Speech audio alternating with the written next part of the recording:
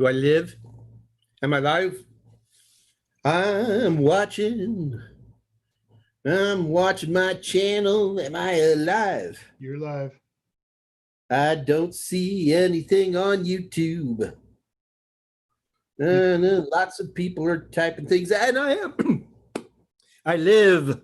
Hello, friends. Hey, it's your buddy Mike Meyers. We're remote. I'm actually talking to you guys from, believe it or not, a cheesy hotel room. Yep, those paintings directly behind me are nailed to the wall, folks. That's right. I am in, you ready? Kadoka, South Dakota. Population, many. The only thing I can tell you is last night I went to a little bar and two cowboys came in actually wearing, what do you call them? On the back of their heels. Shoot. Got what they're called. Somebody help me out. What do you call those things? Stirrups. Stirrups? I'm getting spurs. That's the word. All right. All right. So anyway, so guys, I'm actually on a working vacation right now. And so I'm coming in to talk to you guys. And I am trying to find you. Stand by 1 second. I'm getting so many people texting me that I can't even pull up. All right, this is going to be tricky. Scott, guys, I'm getting so many people texting me different ways that I'm unable to actually open up my YouTube and find the feed. Let me try one more time. Okay, so I think we're up. Okay, everybody, can you see me now? Can you see me meow? All right, I got the feed up now. Woo, finally, great. Alice is on. Brendan S is on.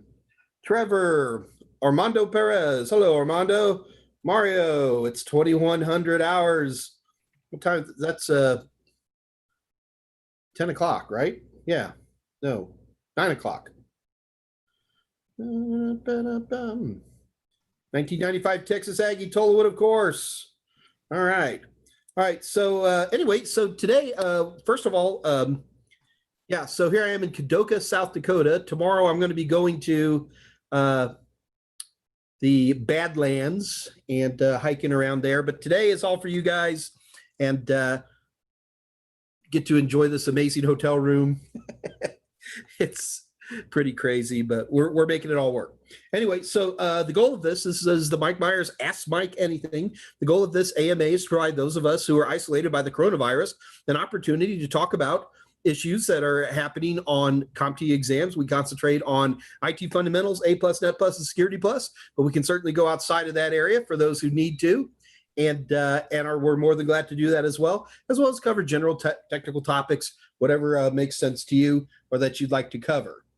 Nobody's yelling at me, so I guess I'm sounding all right. The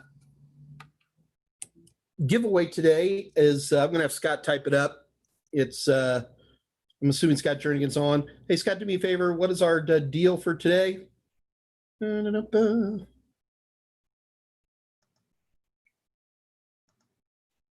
I believe it's like 50% off. Let me get the right code.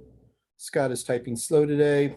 All right, so for today, the AMA specials are 50% off all Total Testers standalone products.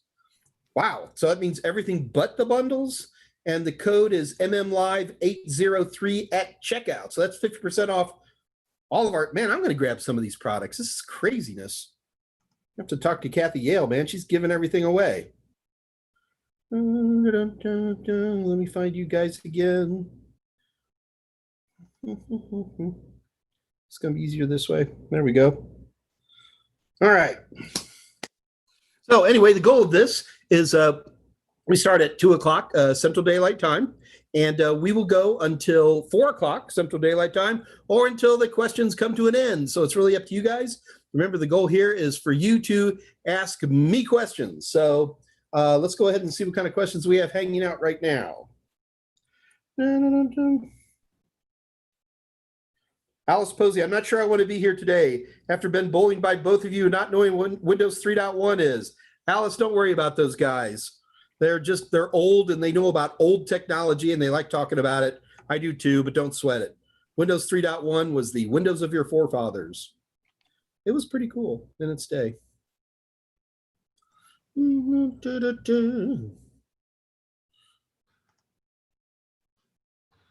it's quiet today. That's all right. We can have a quiet day.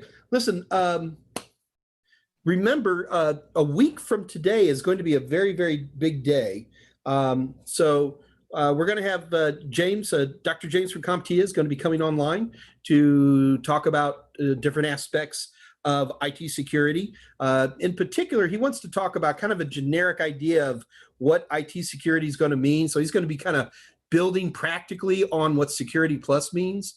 But more importantly, it's going to be a real opportunity for us to ask him some hard-hitting questions. James is a great guy. He's very much a nerd, a lot prettier than me. But this is one of these times where you need to tell your friends that this is going to be happening, because it's going to be a big deal. And that is going to be a week from today. So that's going to be August 12th. And I'll still be on vacation, but I'll make a point to find maybe even a better hotel room so that we can all sit in and listen in. So tell your friends, tell your family. Next week is going to be a big, big deal. And I'm really, really looking forward to having lots of people show up. Let him know that he's got some good support here. Okay, guys? Do it for me. Where's the camera on this thing? Camera's way over. Ah, there it is. Okay, cool. All right. So first of all, wow, no direct questions yet? All right. I got a couple of questions that came in over email. Got a lot of people who passed A+ and Net Plus this week. And I also got 53 people friend me on LinkedIn today. That's craziness. I thought there was like a couple of days worth, but it wasn't. I've been staying on top of it. All right, where's the question? All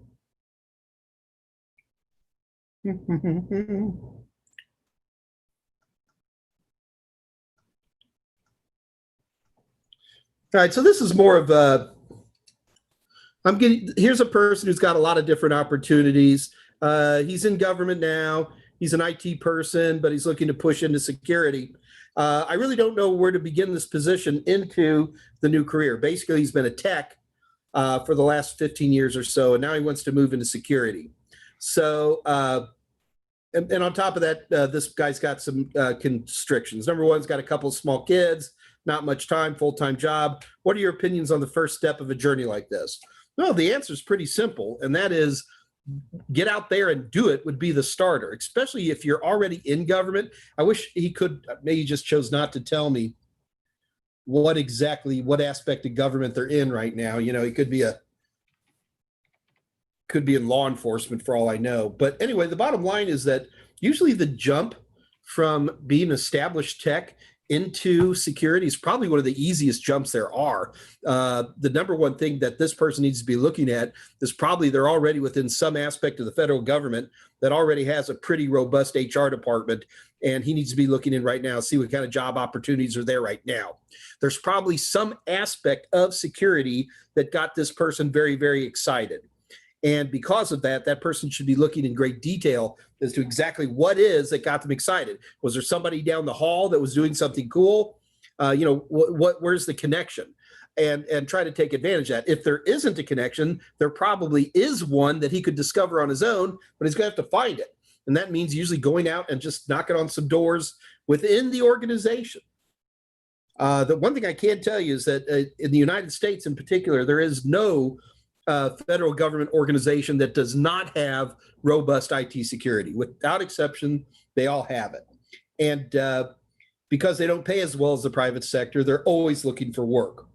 So this person's name, and I'm not going to pick on any names here, but basically I did tell this person, I did find out that this person was in federal law enforcement, and I gave them some good directions in terms of heading over to certain areas within the U.S. federal government that are always looking for help, and we'll see what happens from there. So good luck to you. I will say his first name was Brad, in case he's on by any chance.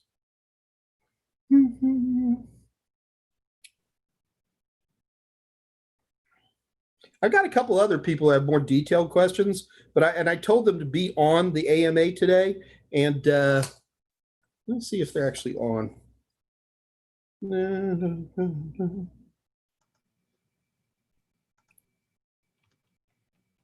Just checking names here, guys. Bear with me.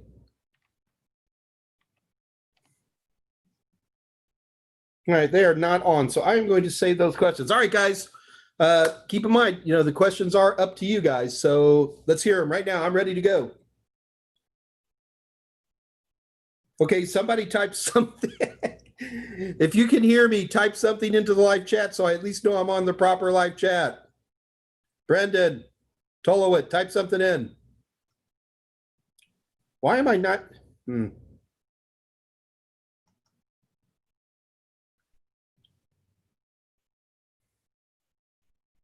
Okay, hang on, guys. I don't think I'm actually getting the feed.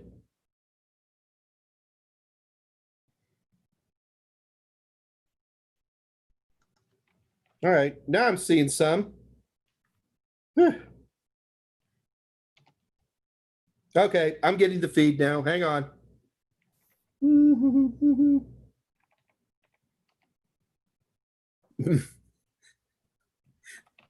Tolowit, you're trying to explain max headroom. Poor Alice, you do so good putting up with us. Thank you so much for sticking around. No, I'm okay, Scott. I got this.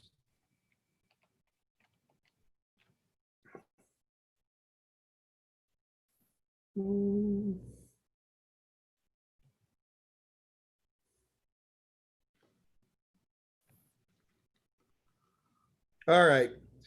I'll tell you what, Dave Rush, if you could hear me, go ahead and jump back in. I'm not getting a live feed, so you're going to have to feed questions to me. Thanks, Dave. You betcha. I have one question that Scott passed me, was asking about NetBIOS. Yes, got a gentleman up above. Let me grab this here.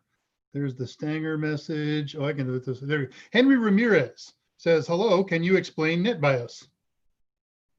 Sure, we can do NetBIOS. Okay, so you got to remember, NetBIOS was invented a long, long time ago, way before there was even TCP/IP or the internet or any of that stuff. The networks got invented in two different ways simultaneously.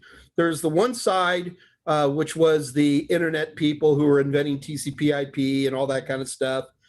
And then the other side were folks like Novell, who invented NetWare, Microsoft, who invented something called LAN Manager. And the idea behind these is that was very different philosophies on what a network was. On the internet side of things, these guys were looking at the internet as the internet, kind of what we saw now, this massive, nationwide, eventually worldwide interconnected group of computers. Novell and Microsoft, and we're going back to the arguably mid-'80s here, looked at networking in a very different way. To them, a network or a local area network was a small group of computers that worked together to get a job done. So the accounting department would be connected together. The other accounting department in another town, they had their own network. The idea of interconnecting networks back then was just outside of anybody's scope. So the idea of a network was to share folders and to share printers. That was about it. Thank God those things changed. But NetBIOS was the language that was invented by Microsoft to provide the initial connectivity between systems.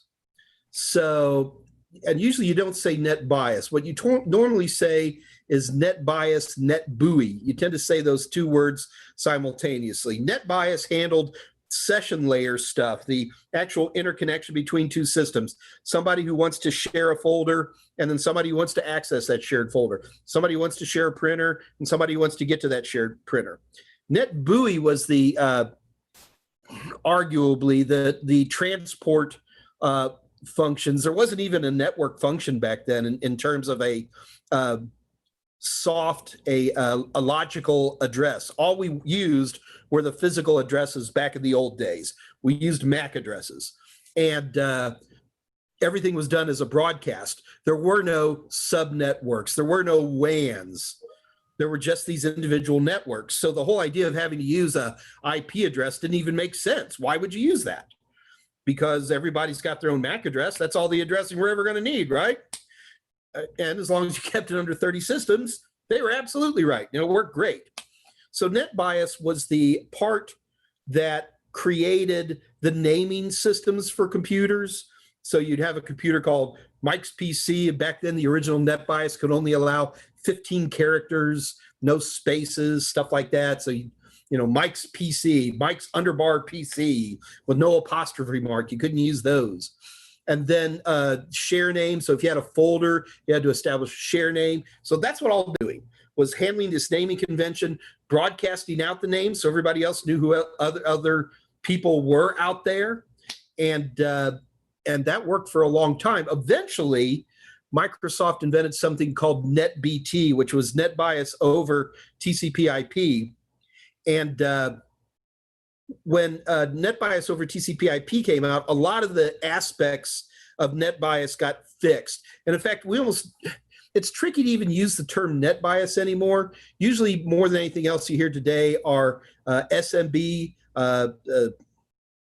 not symmetric. Both. Well, what does SMB stand for? Everybody wants to know what SMB is. It symmetric message box, system message box, server message box. There you go. And so server message box is the evolved version of NetBIOS over TCP/IP. No longer has the 15 character limitation and all that stuff. It runs on port 445, and it's the naming system that's used within Windows. And here's the thing, though, NetBIOS still works today. If you and I take 4 or 5 Windows 10 systems and hook them together on a switch, and as long as there's no DNS server laying around, they will automatically start working like this. They'll start broadcasting, and if you're running Wireshark, you can actually see this happen. They'll broadcast to each other and says, my name is Mike 14 or whatever it is, and they will build up one of the computers will become what's called the list manager, and this all still works, which is really cool. But then here's the next question almost everybody then says, well, Mike, I don't want to use any of this. I want to use DNS. Well, you're still using DNS, but the only time you're going to use DNS is when you open up your web browser, or you open up your email client, or you open up your FTP client, which is all probably on the web anymore. But when you open that up, Windows looks at this and goes, oh, we know nothing of this. So it will then query its DNS information, which either got typed in or it got from DHCP, and then it's going to handle it that way. But when it's talking within its own little, what we call a work group, it'll ignore the DNS information and just go back to this SMB with magically, and it just works. And you don't have to do anything about it. The only time a Windows system will give up on NetBIOS is if you make it join a domain. So if you have it join a domain, that is the only time it'll give up on all that. And even just to query other computers in the LAN, it'll use DNS. Hey, and it's better than it used to be. There were these god-awful things called WINs and stuff like that. I just got cold chills thinking about it. Never mind. I was terrified you were going to go into CIFS for a second. Well, CIFS still I exists. knew you'd do that. I mean, okay. CIFS is just Microsoft's attempt to do an alternative to DNS, right? So that was I forgot what C stood for, Internet File System. I don't even remember Michael that one. Spires saying that CIFS is SMB, Common Internet File. Let's not do this. These poor guys. Alice is falling asleep on us, man. I got a question here from JP Global Search, which I think we got to look into. That sounds like an HR firm, and maybe they'll give us some insights on getting some of these folks hired. But he says, or she, hey, Mike, what is your take on static electricity? Some people say you should wear a wristband and have a mat when working with electronics, and others say it's not a big deal. Well, it's a real big deal when you get charged if something breaks. I mean, that's, static electricity isn't a problem. It's a difference in static electricity is where the problem comes into play. And, differences in potential can cause destruction to electronic components. A properly placed static charge on a piece of RAM or a CPU, I guarantee you will trash it. No questions asked. But the problem is that it's actually pretty hard to accidentally trash a piece of RAM or a CPU. In general, I do not use, this is Mike Meyers on his own personal equipment. All right, understand the difference here, folks. So Mike Meyers on his own personal equipment tends not to use anti-static stuff. Number one, I live in Houston, Texas, where the humidity is so high that it's very, very hard to have static anything. If we lived in the northern states and I walked around and sat in pajamas petting a cat all the time while scuffing my feet, and you know, in those lower humidity environments where it's a big problem, I would be far more careful. I haven't lost a electronic component to static electricity, to my knowledge, in 20 years. That's number one, probably because of very, very careful handling of known scary components that I can smoke. And then it also might be dumb luck. If you work in an environment where that is required, there's a legal aspect to that, and you need to be respectful of that. And especially if you get charged or you get fired because you didn't think you needed anti-static because Mike Meyers said he didn't because he lives down south. Well, then you're crazy. All right, do what you're supposed to do. Cover yourself, right? And by cover yourself, you know what I mean. So my opinion is, in general, I do not use anti-static. I am very careful in the handling of, in particular, motherboards, CPUs, and RAM. And I've had good success with that. But when in doubt, if you're working at a company that says you're going to use an anti-static wrist strap, use it. Sounds How's good. That for an half? Just worthy of note, so you're kind of up to speed on what's happening on the feed here. Some folks, including Andre de Goyert, Tullowit, Brendan S., Daniel James, are experiencing some buffering. It does not appear to come from your end, because Scott nor Michael nor I are seeing any of the buffering, or in some cases you disappeared completely. So anybody else who's watching this, appears the current solution right now is just to do an F5 refresh, and he's coming back. But there's probably some CDN router out there that feeds to your neck of the woods that's having hiccups. Okay, looking for questions for you. Not at reports that they've passed Server Plus SK004, and it has no PBQs.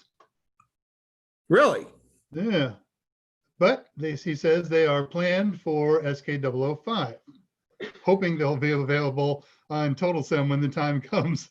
Maybe Scott can make some sims. He's in the middle of cranking out sims like crazy for Sec Plus. Bill Foskett asks, hi, Mike. Any advice for job seekers who want to migrate from NetAdmin to more of a network engineer role? Most jobs require Cisco experience, and I have almost none. Is Net Plus cert enough? No.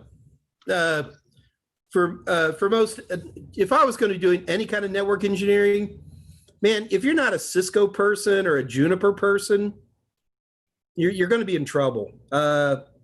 Network engineering really means you're going to move more into the architecture, design, and flow of the network itself.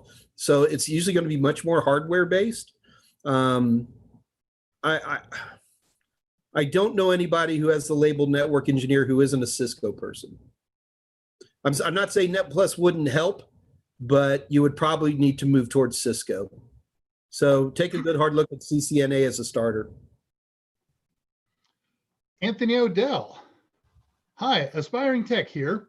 Can you recommend a good VM that runs Mac OS well? I'm on a Windows machine. I think it's called Parallels. Michael Smyer, if you're on, text in. What's the VM that runs on a Mac? Now, he wants a VM that runs on a PC. He wants to run Mac OS within it. You can't do that. There are ways to do it illegally, and I'm not going to show you how to do it. There are ways to do it illegally using VirtualBox, with known ISOs that you can download and run illegally, and I'm not going to teach you how to do that. Do you understand what I'm not teaching them how to do? I'm teaching them that they should not ever use VirtualBox and download Mac OS's ISOs that other people have made, because they're completely illegal and naughty and bad, and God won't be happy if you do that. BIH Wolf 2002. I wonder what that's about. Wait. This is dry. Look, I've got the feed right here, Dave. Oh, okay. I don't see any of these.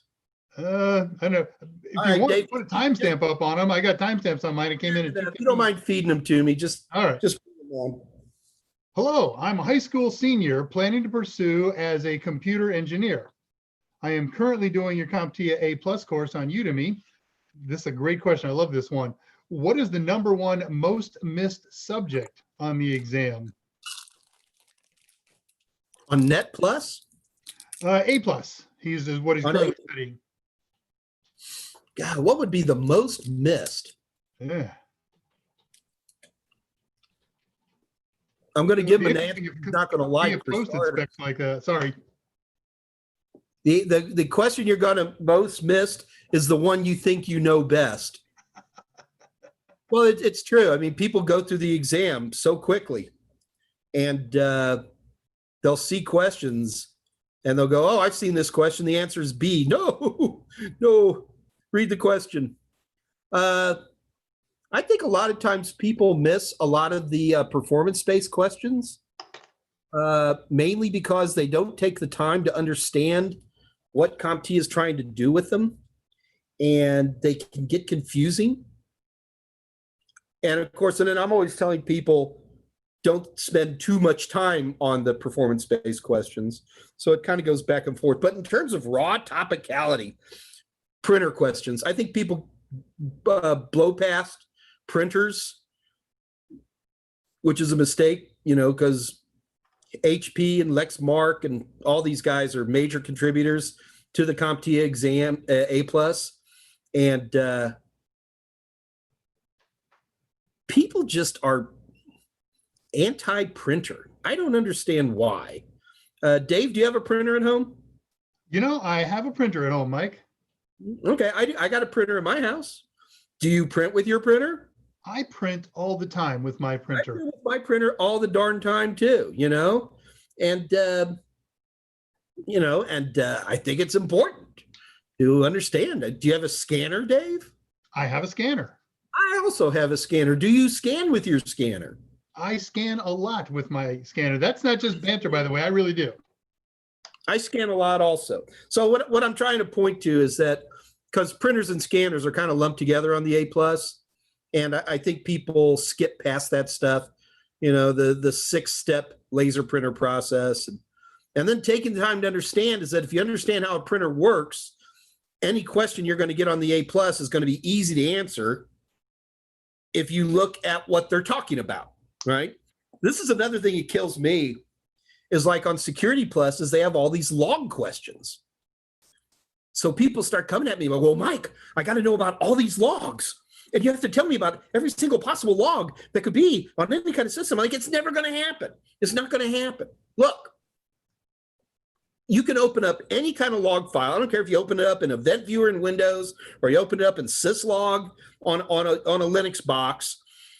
If you look at the actual metadata that is a log file, it will usually answer for you fairly quickly what kind of log file this is. Here, Dave, let me quiz you. Please. So you get a log file and it says successful log on, unsuccessful log on, What kind of log file do you think that might be? Just go crazy. That sounds like a security log file, Mike. Well, wait, how would you know that? How could you be such a genius? Oh, because you worked under the great Mike Meyers for way too long. Is that it? No, it's because you understand conceptually what that particular file is trying to say, right? I mean, it's no more complicated than that. And this is why, they've got I would probably say 10% of the Security Plus either is directly or indirectly on log files. And so people spend an inordinate amount of time studying them. And the answer is they're so simple. I worry more about people understanding how SNMP works than, and that's more of a NetPlus thing. But so many times on so many subjects in the world of IT, it's not really important. Like, you know me, Dave, and acronyms. I don't know any acronyms off the top of my head because no one's ever going to test me on them. But I can, break down SNMP in great detail. And I really do think that's the important thing. People spend so much time memorizing that which does not need to be memorized if they understood conceptually what they were talking about. Yeah. Well, that's the other thing. Like when I bake cookies, I don't measure anything, really, because I make a lot of cookies. And, you just, once you understand conceptually what you're looking for, then I can make slight changes to it and everything's fine. So, oh well. Okay. And to your printer point, not only do they ask a good number of questions about printing and some of them get in depth, there are so many questions on A+, Core 1 and Core 2 that use printers as a foundation for the question, but aren't really the core of the question. User is unable to, yeah, there you go. No, I'm agreeing with you. Now, Johnny can't get to the printer has nothing to do with the fact other than that the printer was set to, DHCP or something like that, or yeah. Good. I know you appreciate Tulowitz commentary sometimes, so I'll just read this one out real quick. Tulowitz says, I have a dynamic opinion on static electricity. You may cut off his feed at your leisure for that. Where's the smite button? Reading, do you have any resources? This is from B-Rush. Which means it's possible my son has come online. Do you have any resources to share? Send him a check every month. Exactly. He's near you. He's up in Minnesota right now, walking a pipeline as part of his summer internship. And boy, are his feet tired. Oh man, he sent me a picture of a tick on the back of his neck the other day. Horrified. Okay, B-Rush. Do you have any resources to share for those with an A+ looking for their first job in an IT role, such as companies and websites? We're always talking about, no, I do not have a list of these are the 7 people you should call. I don't know where you live. I don't know what you want to do. I don't know where your limitations are. Don't know what your starting salary needs to be. So it doesn't work that way to do that. We have talked many, many times on this channel about what does it take to get a job. And what I would recommend is that we've got a few of those labeled. I'm pretty sure that, some of the ones we've talked about, how to get work, but some of the big things I'm going to tell, and, apologize to those of you who've heard this before, number one is go get a job. Try to avoid your limitations. People like, well, I got a wife and kids, so I can't leave this little tiny town. Ooh, that's going to make it tough to get a job sometimes, right? I can't lift more than 20 pounds. That could be a problem. I want to still live in my parents' basement. That could be a problem, but assuming none of those things come into play, the number one thing you want to do is look for work. And, people forget about the obvious places. Craigslist here in the United States and Canada is an amazing place to get work. I mean, here, I'm going to pull up Craigslist right now. In your neck of the woods? Oh, Poor job. Yeah, let's give it the big test here, Dave. So I'm going to pull up Craigslist. Jobs.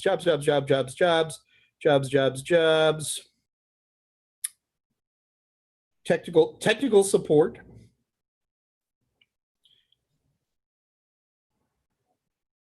This is August 5th and August 4th. These are just postings. I don't know how good they are, right? And, there's always the problem with Craigslist. A lot of times it'll be like, work from home. And it's like not really a good. So 1, 2, 3, 4, 5, 6, 7, 8 postings between August 3rd, 4th, and 5th. This does not just include this little podunk town. It goes out to, I don't know what this town's called. Rapid City. So anyway, the bottom line is I'm just using this one resource. I think the biggest problem we have with people is they just don't apply for jobs. And it doesn't matter what your resource is. I mean, you want to use Indeed, you want to use Gorilla. I mean, I'm fine with those. Jessica Dickerson was 2 weeks ago when she gave some of those staffing companies. You're going to have to look at starting jobs in IT security, that episode. And Jessica actually named some of those staffing companies that are places to get work. I've never met anybody who really wanted a job who couldn't get a job unless they created their own limitation of some kind. Very good. And our live stream, our back feed reminds us that Monster, Indeed, all the usual regular job sites are great sources as well. Yep. Let's see, I got a couple of things here that popped up. Hang on, I made a change while I was reading that. There we go. Excuse me. Okay, another Tullowit and Scott are talking about the chunk of backbone that seems to have a problem. Tullowit says perhaps that chunk of backbone needs a chiropractor. I know. I apologize for him. Don't motivate him like that. Yeah, he's banned for life. That's it. Okay, Tullowit says Down Detector is reporting a spike in YouTube reports right now. So my guess is they're all coming from this feed. Yeah. Oh, stand by, reading, please. There's so much of this stuff, everybody talking about that. One of the guys reported that there's a New Zealand comedy troupe who have done a show series. I get the feeling from a quick glance that it's kind of like The Office. It's called Viva La Dirt, if you're familiar or not. And it looks like something we want to look into. And a couple of guys are discussing a particular episode. Okay, here we go. TK has posted a couple of questions and tied them together. Here we go. Compare to CompTIA A+ networking, how much time is required for an average person to complete CCNA and CCNP, longer or shorter? So because I don't actually make training materials for CCNA or CCNP, I'm always nervous to add time to define what would be a time period. But I think it would be longer in general. At least probably be about the same for CCNA, ICND1, but I wouldn't know about the rest of it. So I don't know, unfortunately. CCNP is pretty hairy cert. I mean, that would, you really got to know your iOS inside and out. And some of the more hairy stuff too, serial port connections and things that aren't quite as super common as they used to be. It's just still on there. Plus in February, they added, they got rid of 9 of their short certifications and incorporated them all into CCNA. So CCNA is a very, very broad topic now. Hey, Alice Pozzi, P-O-Z-Z-I, I've never confirmed the correct. Yeah, Alice. Pozzi. She poses an interesting opposite side of the coin than we've talked about before. She says, at my A+ exam, PBQs saved my soul, with a couple of ellipses in there. That's kind of an interesting take. We have said if you can ace all of the, or do very well on the multiple guesses, some people have successfully skipped the PBQs. But how about the other side of the coin? I've got 5 or 6 or 7 or whatever multi-guess that I'm worried about or that I can't answer.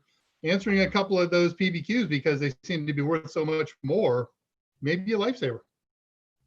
I guess we just haven't really run into enough demographics on that.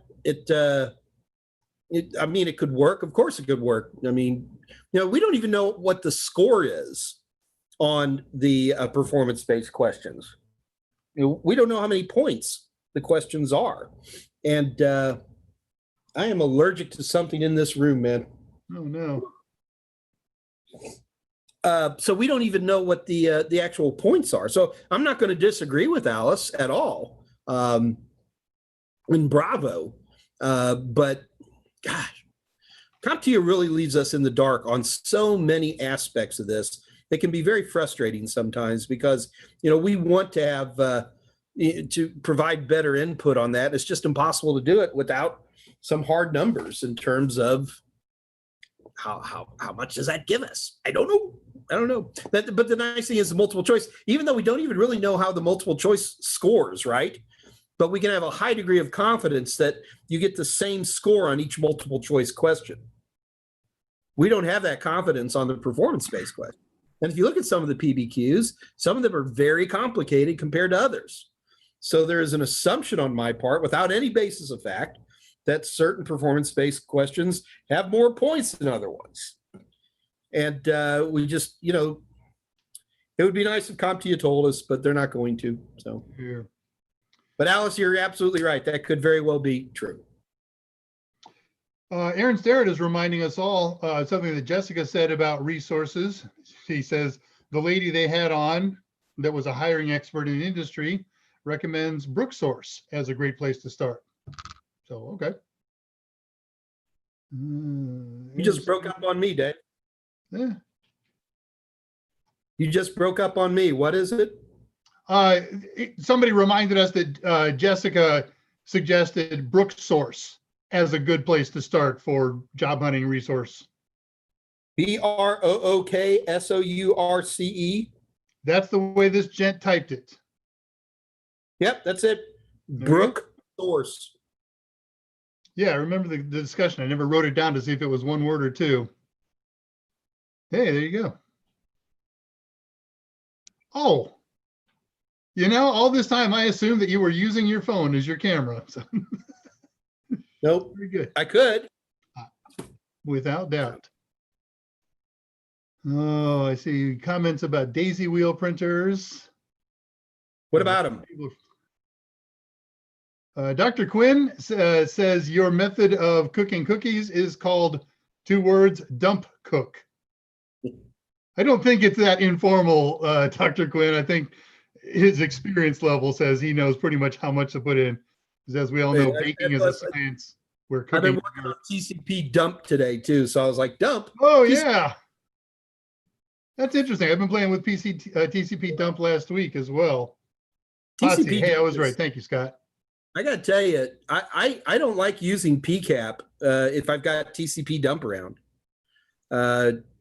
You don't realize how many frames when PCCAP or PCAP or whatever version of PCAP, they miss a lot. Really? And especially you're trying to teach something and all of a sudden like you're trying to do a TCP 4-way handshake, right? Mm-hmm. 3-way? And all of a sudden you're missing steps and you're like, okay, class, here's the holy smoke, what's going on? And it just misses them sometimes. TCP dump really, if you got to be right, TCP dump is the way to go. And go ahead and use Wireshark for your analysis, but TCP dump will make a perfectly good PCAP file, and then you can play with it any way you want. Cool. Cool. Oh man, Mike, everybody here is a pun monster today. Andre de Goyert says, I think your attitude about static electricity is shocking. Sorry, I like that one.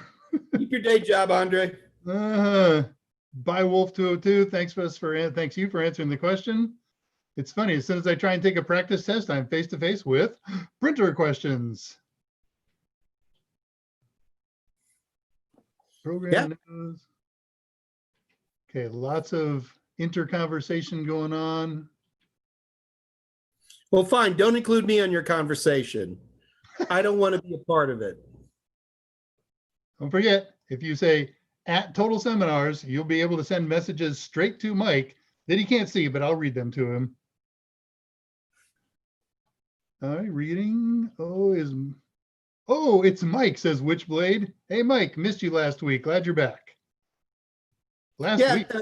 Yeah, I'm sorry, guys. I needed a little vacation time. And so as long as you don't mind occasionally having to listen to Michael Smyer and Scott Jernigan and Dave Rush, we're not going anyplace. Total Seminars in one form or another is going to be on Monday, Wednesdays, and Fridays at 2:00, and we will stay here until COVID fades or we become an institution. I don't know which happens first.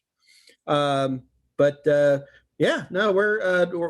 here, and just because I'm taking a vacation, that doesn't mean someone will always be on. It'll be part of the wacky gang that you know and love. So, but yeah, I need to get out and stretch my legs. I'm going to be hiking in the Badlands tomorrow.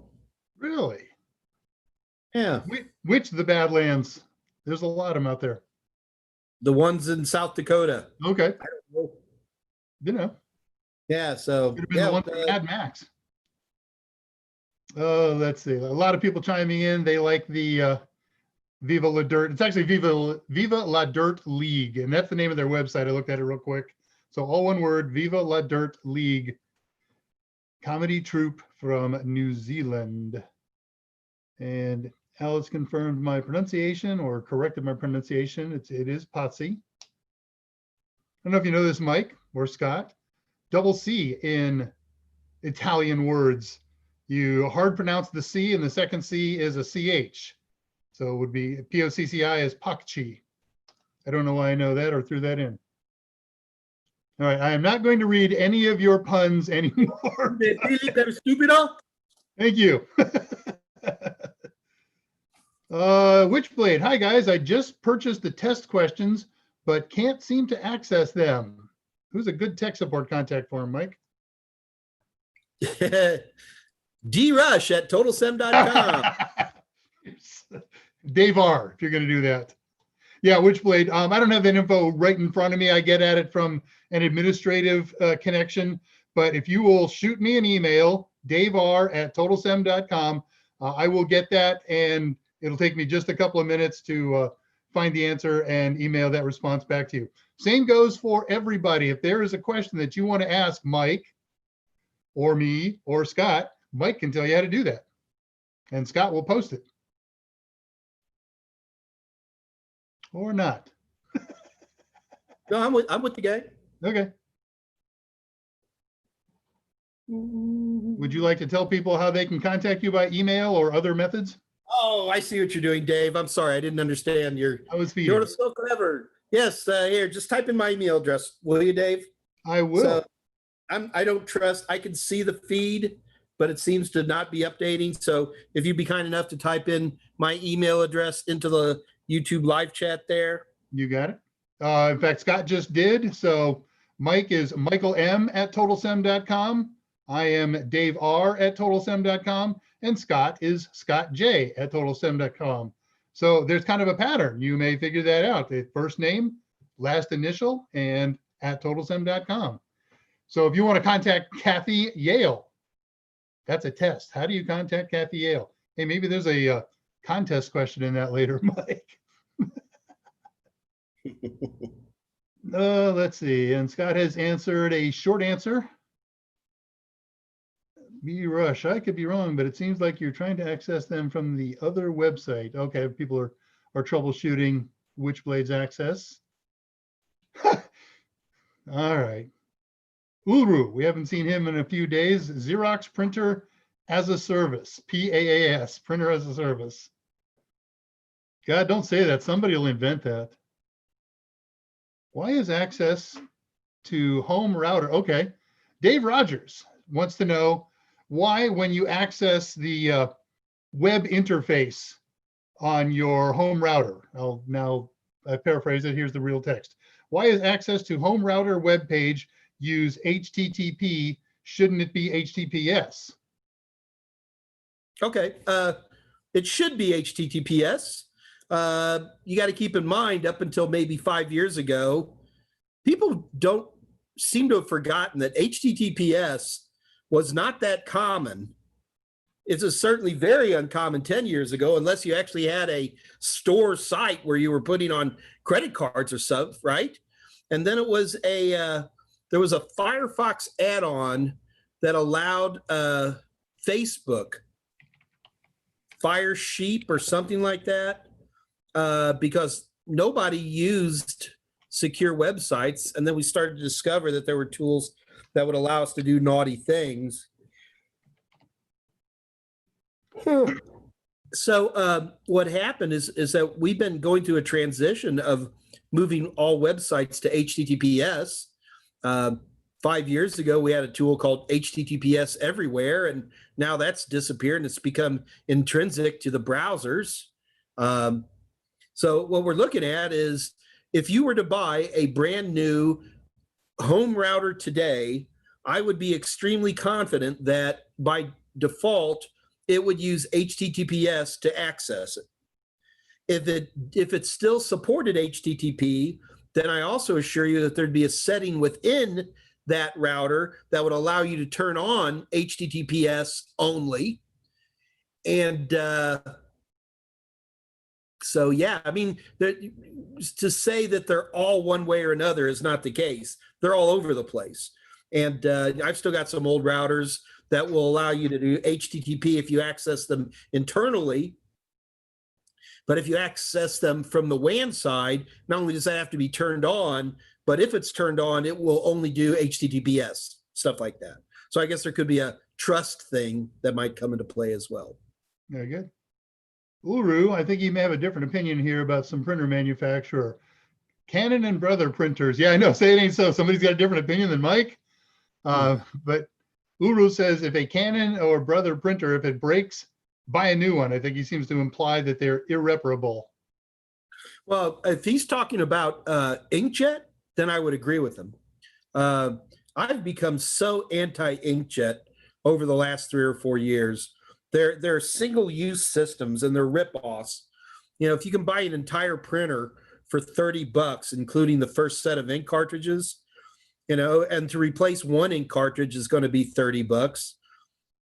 I don't understand that marketing attitude. It doesn't make sense to me.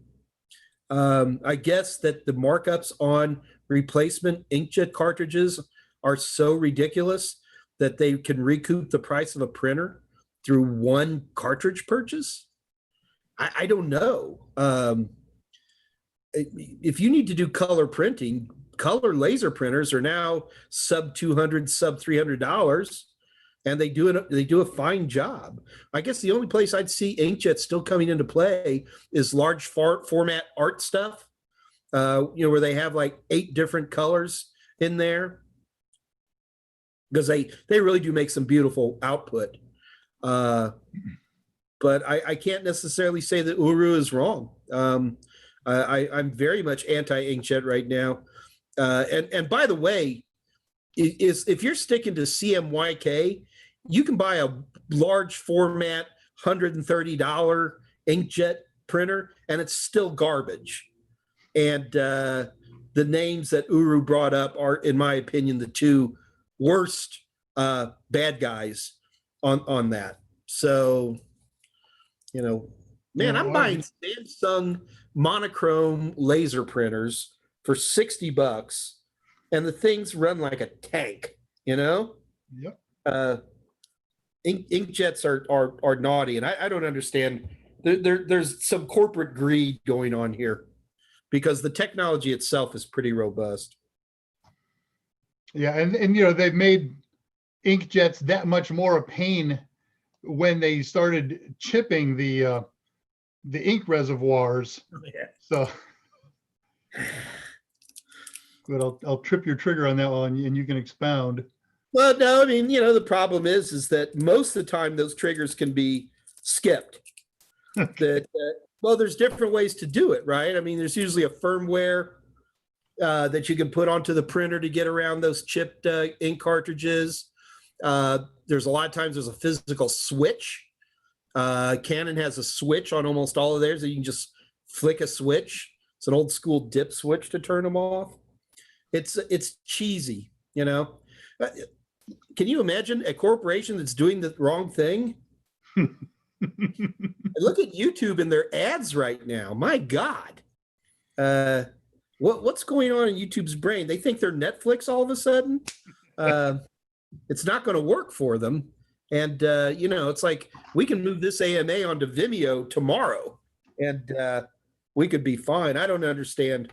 Corporations and governments often make stupid choices that, you know, I'm off my soapbox. Very good. Aaron Starrett, what if Mike did a school with hands-on learning, and then upon graduation, you get the trio of certs with A+, Net+, and Sec+?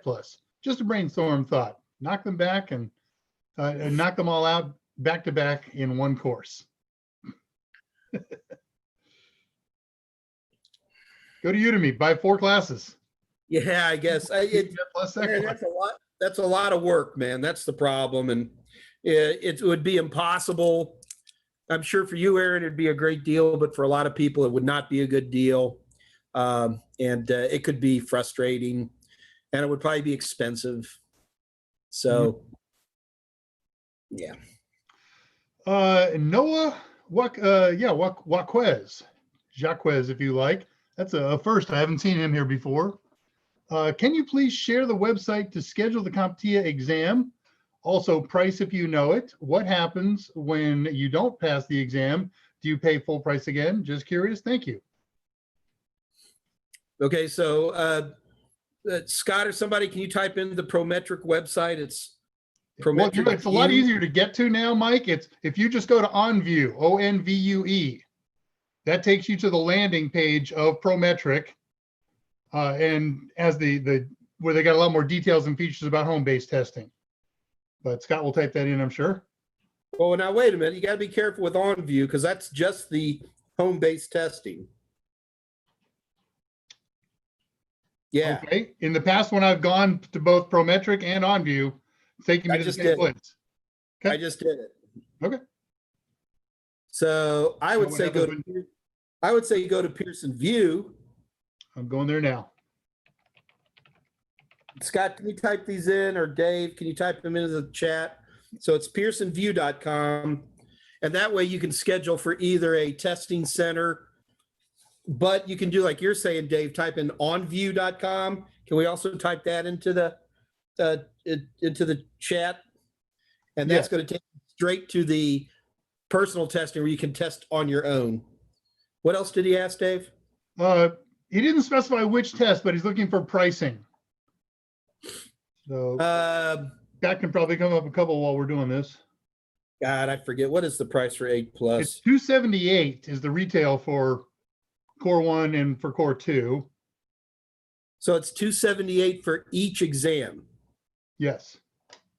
So how much do we sell? What our discount vouchers give you? How much? We'll need Kathy for that. Yeah. So the retail price for CompTIA exams is pretty high. Okay. So you got 2 choices here. First of all, CompTIA offers schools a pretty steep discount. So if you're going through a school, or if you can get a school to get you one of their discounts, you can usually knock about 40% of the price off of that. The other thing you can do is get discount vouchers. Lots of people sell discount vouchers. How much that discount is depends on the person who's selling it to you. We sell discount vouchers here at Total Seminars, and I don't have any of those numbers in front of me. I apologize, guys. The good news is Kathy's got. She didn't. They were already discounted, and the current pricing is last year's discount price. So even though the retail price of them raised, she's keeping the price of them at last year's discount value. So check TotalSem.com for discount vouchers of any of the CompTIA exams. All right, so it's Scott Jernigan typed in. It's $204. So that's going to knock. So that knocks off about a little bit better than 20%. Sweet. There's a question I missed.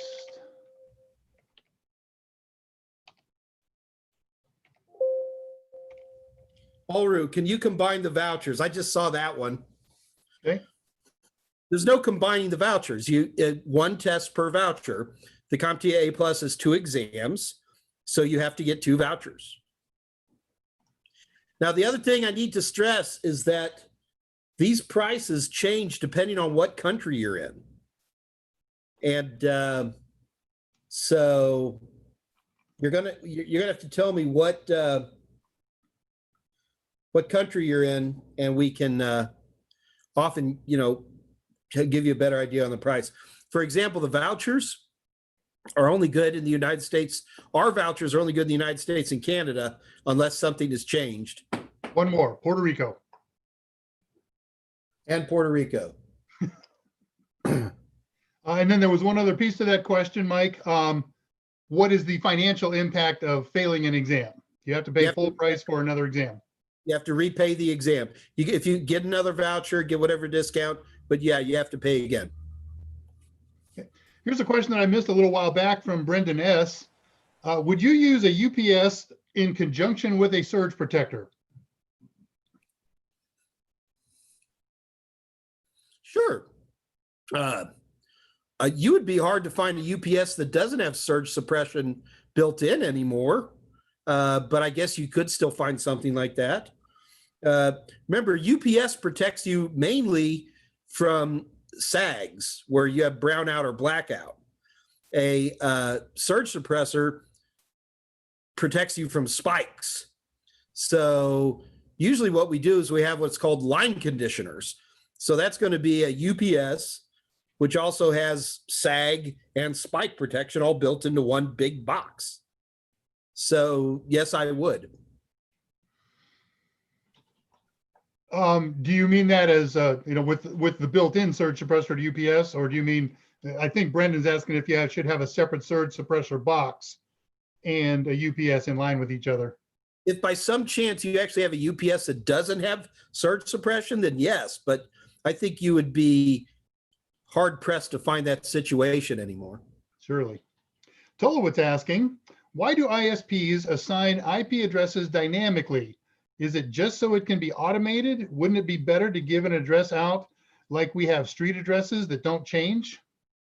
Yeah, if everybody lived in their same computer for 40 years, and if you moved away from your computer, you left it there for the next person, just like houses, then yes, those would be excellent ideas. But unfortunately, the dynamic nature of IP doesn't make that kind of rigid static addressing practical.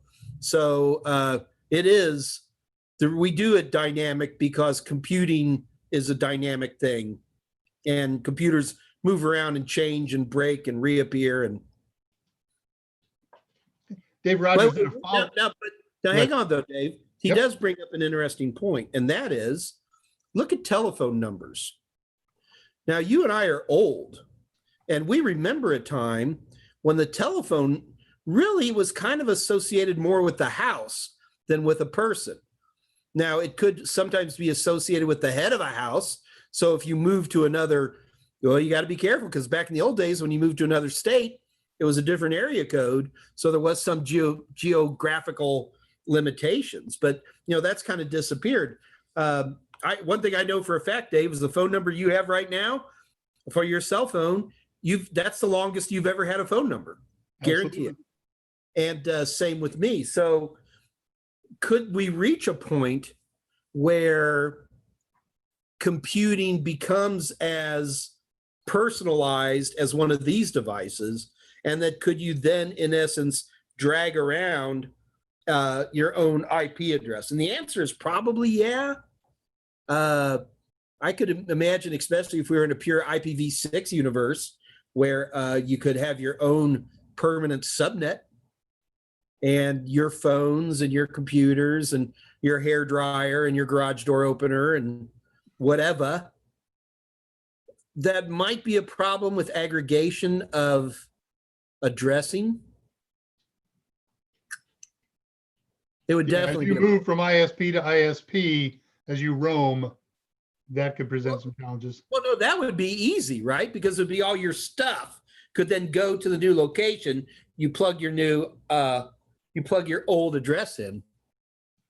No, where I'm talking about, well, I mean, okay, that's true, Dave. There would be an aggregation issue there too. But what I'd be talking about is if you have far-flung devices.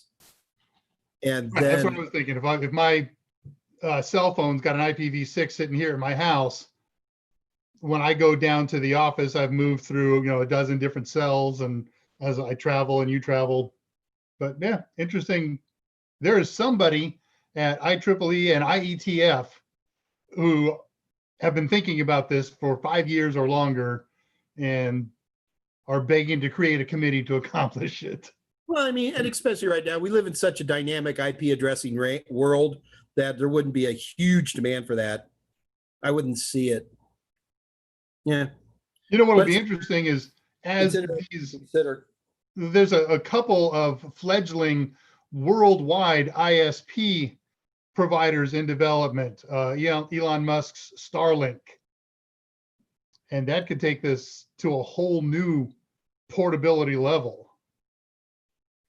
Yeah, but it's not going to change the addressability at all, right? Because, well, you're going to run into the same thing with Starlink that you would with Verizon, where you're going to, by default, either be behind a gated IPv4 address range, some 10 dot, or you could end up in a, God, what was the old cable? The old Roadrunner? Do you remember Roadrunner, Dave? Yeah, it was owned by Time Warner. Yeah, it was all part of Time Warner. And you always knew a Roadrunner address because they always started with 14. Right. So I guess there could be something like that with a Starlink kind of a thing. The world waits. I've made it through 2 phases of elimination so far, waiting for the third. So if and when that comes to pass, I'll pass along my experience. Cool. Okay. Dave Rogers did a follow-up on that HTTP versus HTTPS web interface. He says he's got a brand new ASUS home router. So my guess is he was simply defaulting to HTTPS and hadn't enabled HTTP, and has not yet in the router enabled HTTPS support. So I guess his question is, why wouldn't it default to HTTPS? Because that's what ASUS said to do. Yeah, I mean, it's like, why doesn't my Samsung Fold upgrade to the latest version of Android? Why am I running 2 versions of Android behind my Pixel machine? That's because Samsung stinks about updating stuff. So I guess my only response on that would be is they stink at updating. All right, some of the folks are continuing to expand on how much money you should spend creating a super course. TK is thinking you should do it in VR to convey the knowledge of the hardware aspect. So having spent $1 million developing a course. Because I got nothing else to do. Yeah. But I understand. It sounds like a fun idea. What is the, I mean, if you want it like for A+, are they saying A+ in particular? Oh, no, they want to do plus Sec Plus all together. Yike. Yeah. Work. Super boot. B Rush again. If I'm looking to become a security professional, is Net Plus imperative to have prior to Net? Prior to Sec Plus. You followed that up. Yeah, I don't. Security Plus doesn't test on a lot of Net Plus stuff, but it asks a lot of questions. It assumes port numbers and IP addresses and stuff like that. It just assumes you know it, and you would be in big trouble. In fact, I would think that for Security Plus, Net Plus is important and A Plus probably isn't. Cool. A number of folks still having trouble with you blanking out, but the chat is video. So Alice says, I see the chat, but no video. It's a never-ending spinning circle. Again, Alice, we've seen some of the other posters here report that YouTube is having problems. So it's got to be in different places, because I've had a perfect feed since we've begun this, and it's not because I'm I'm close to Mike. He's off in the wilds of the Dakotas. Love my Canon MF laser printer from Greg Davis, and my color laser printer. I've had one for 10 years with no issues, and the other for 5, and the other 2 for 5+, no issues.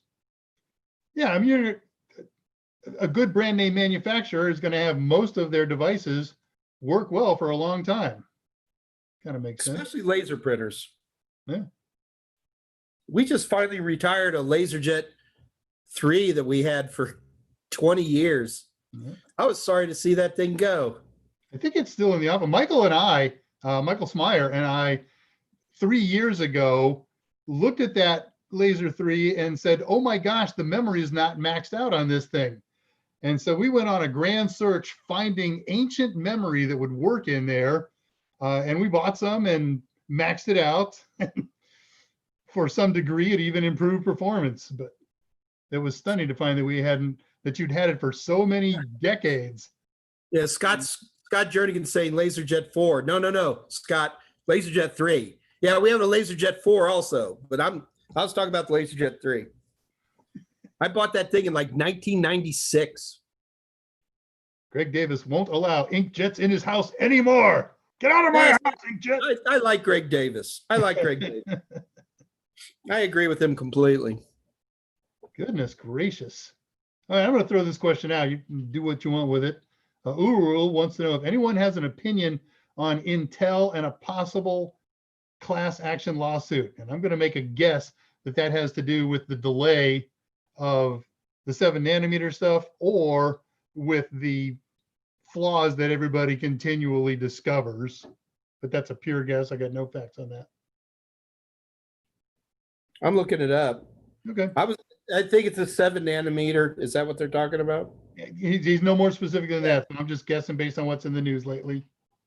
Well, there's also a security flaw, which I never heard of. I'm looking it up right now. Right. Melt something melt.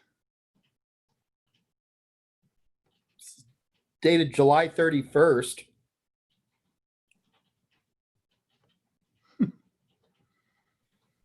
I don't know. It seems to me that both Intel and AMD have their good decades and bad decades.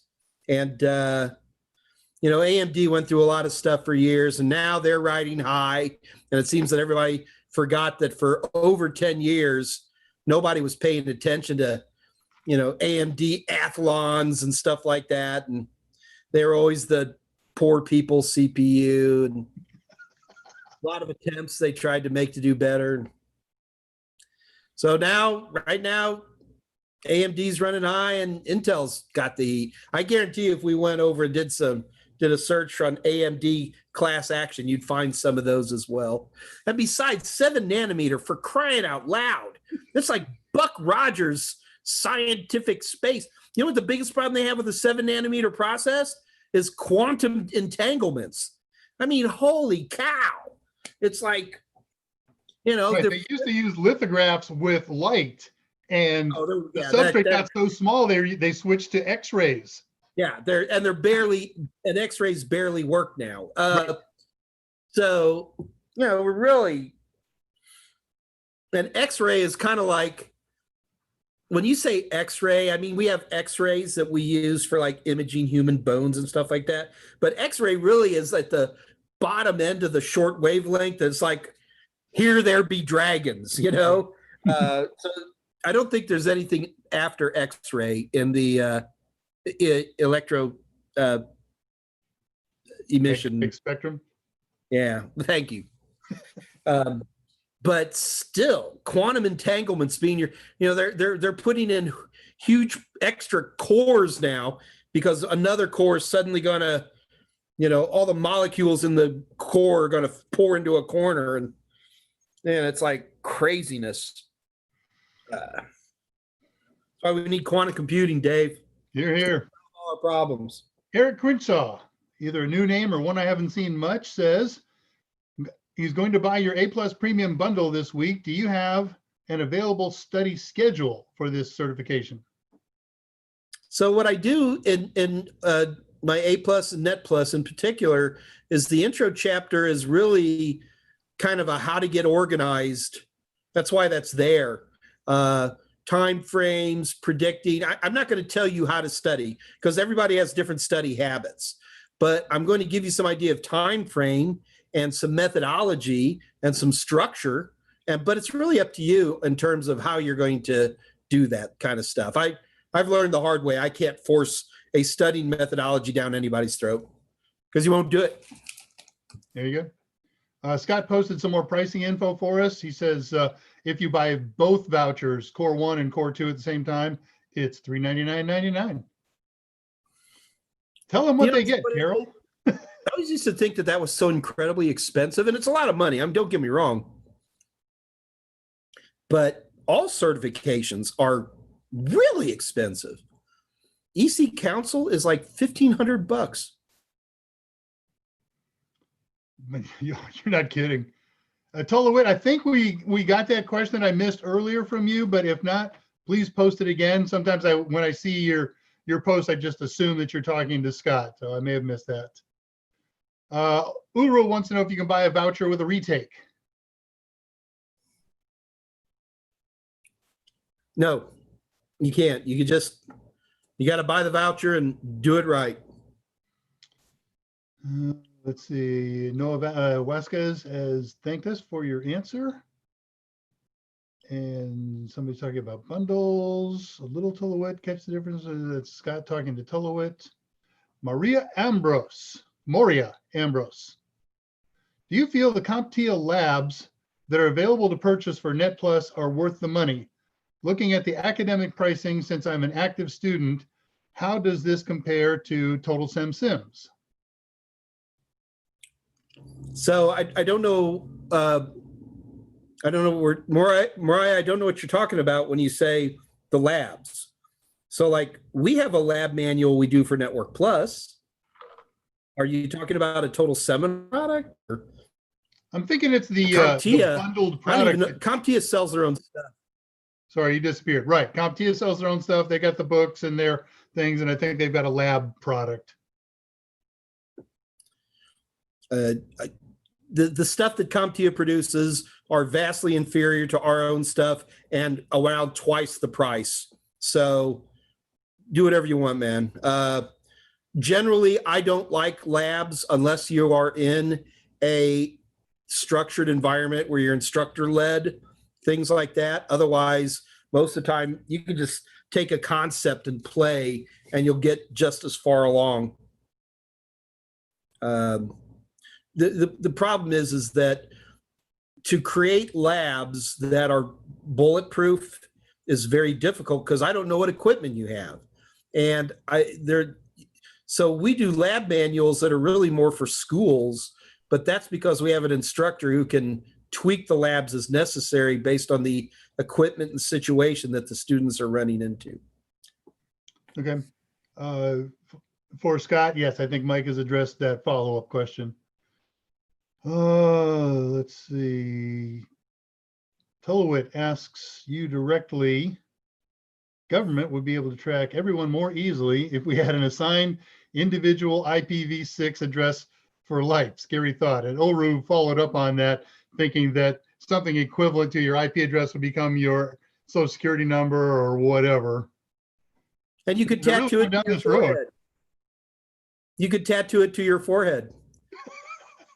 Or have it burnt into your retina. Well, when we all get chipped, that'll happen. We can all love Big Brother. Sorry, guys. I'm from Texas, all right? So, yeah. Okay, good. We've got Tolowit's follow-up question, and Tolowit sent me one reminding us that he used to work for Roadrunner years ago. He talked about that a couple of days ago. A lot of the Roadrunner equipment that he worked on had an SSH connection for service. And of course, all that big iron that you find in ISPs and computer data centers and every place else is controllable like that.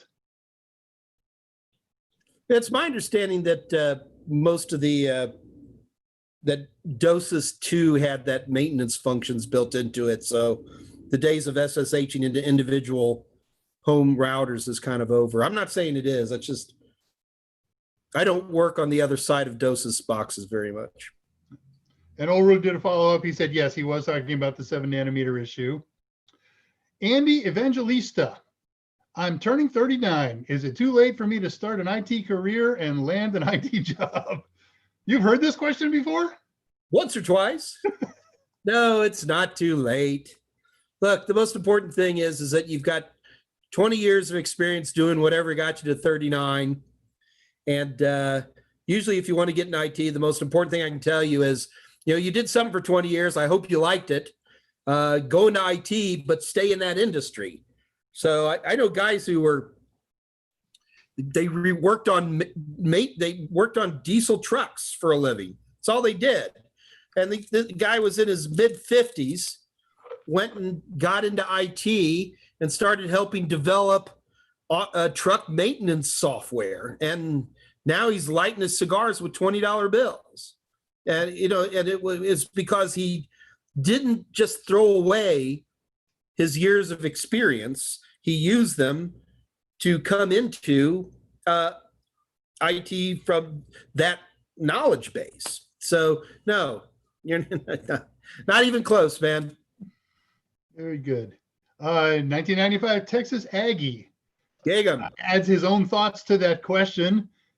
And this requires Gig 'em, baby. This requires a response on your part. So he says to Andy Evangelista, it's never too late. I work in IT and I hate Star Wars. It's always possible. Well, 1995 Aggie can never move forward. Like Star Wars, or at least Star Trek. Dave, did I ever tell you the story about I was trying to pick between 2 instructors to hire? And these guys were identical, absolutely identical resumes, and I couldn't come up with a way to pick them. And I was reduced to asking the question, in the original Star Trek series, there was the episode where the hippies took over the Enterprise.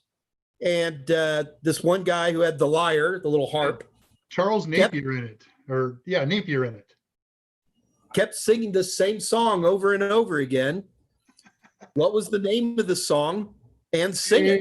Hey, brother. Yeah, Going Down to Eden.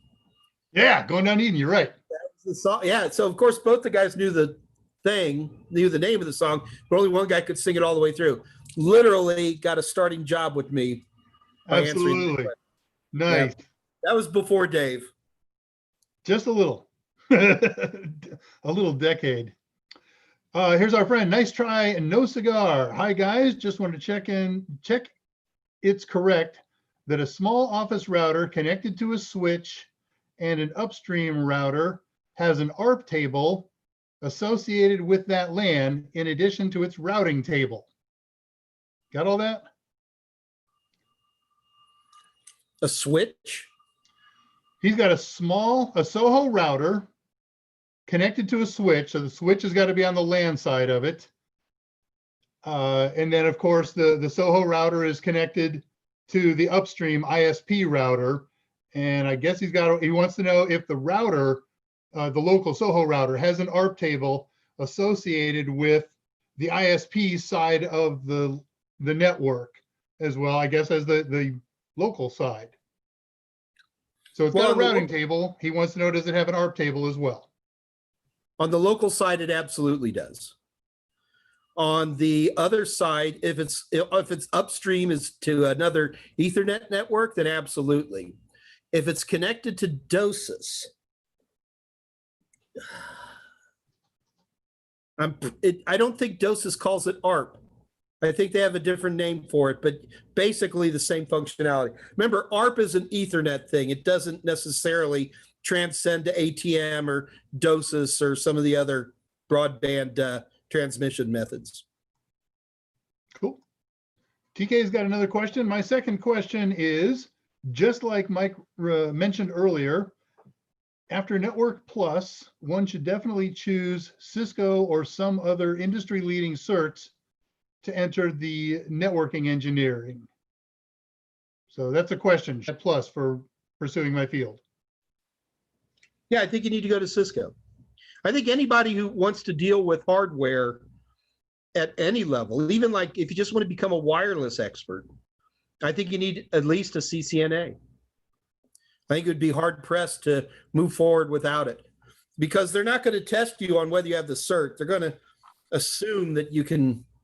I'm sorry, but iOS is not the most intuitive command line language in the entire universe, and I find it wildly irritating.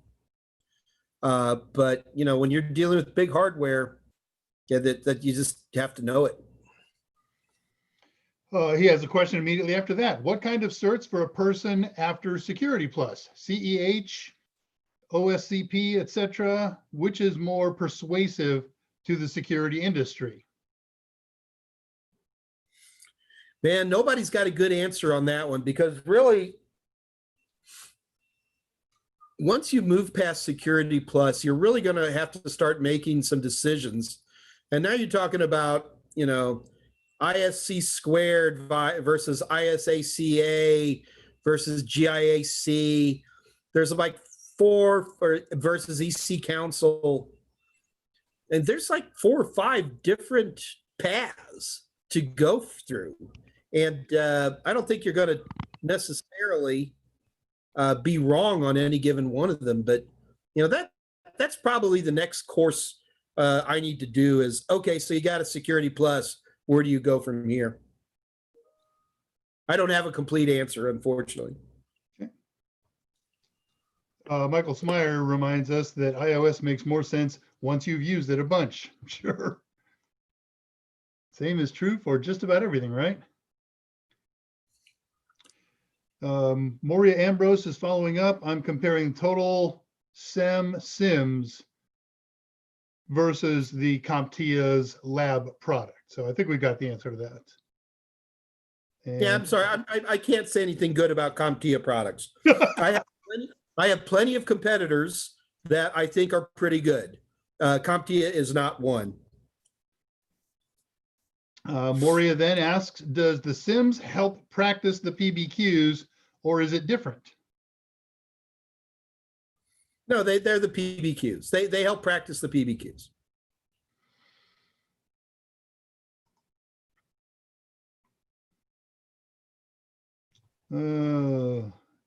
Total Seminars channel, Mark of the Beast. Tolowit just announces to you Mark of the Beast. And okay, he's talking about when we tattoo our numbers. Yeah, that's exactly it. Yeah, Book of Revelations there, man. Yep. Late great planet Earth.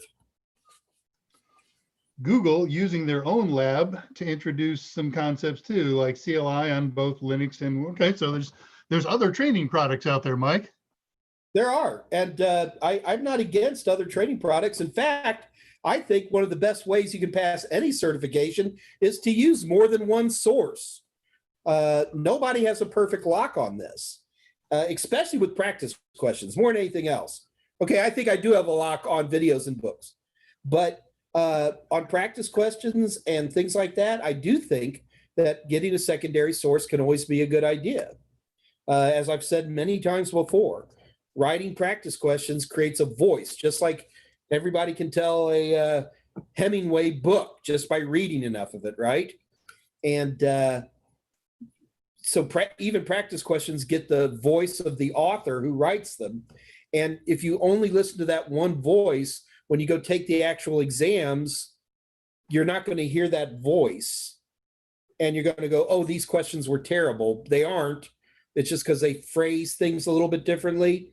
And you're looking for this perfect thing. So getting a secondary source for practice questions can be incredibly helpful so that you don't get locked into that voice of a question. I just think CompTIA stuff is crap. I'm sorry. Come on, quit holding back. How do you really feel?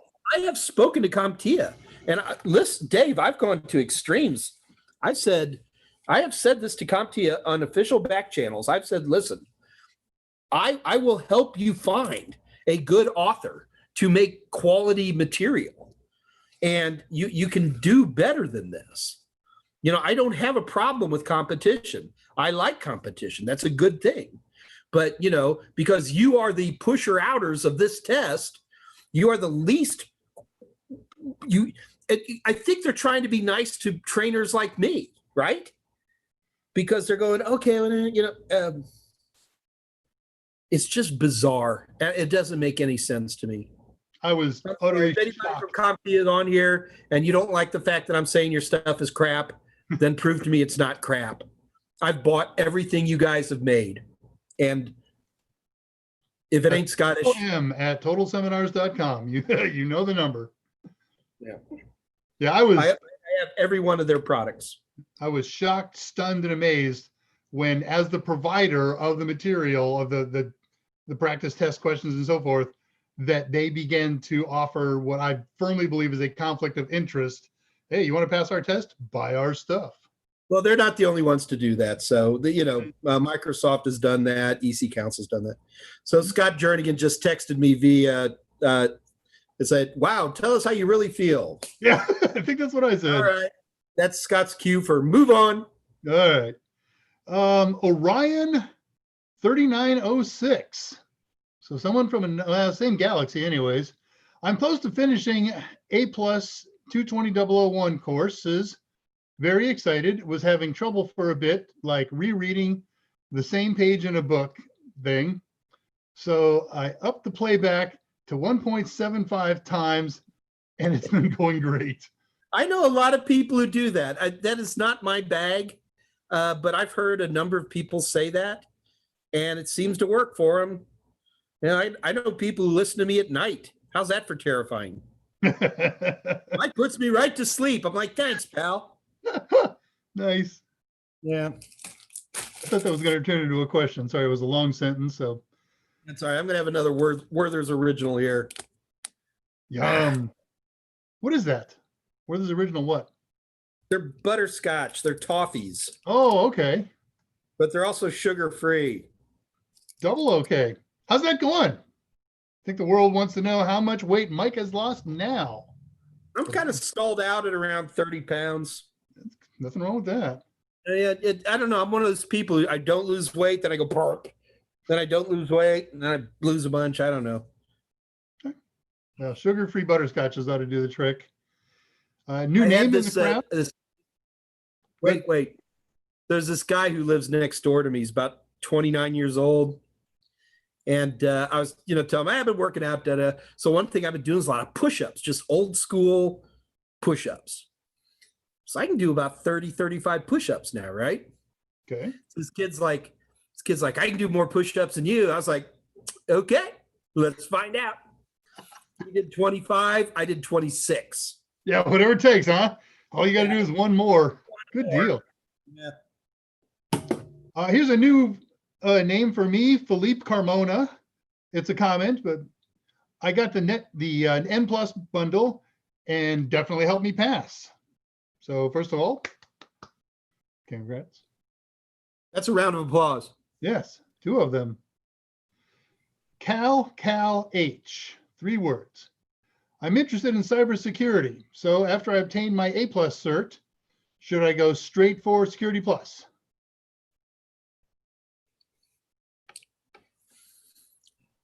Why do you want to get into cybersecurity? So, that's my first question. Did you hear it's cool?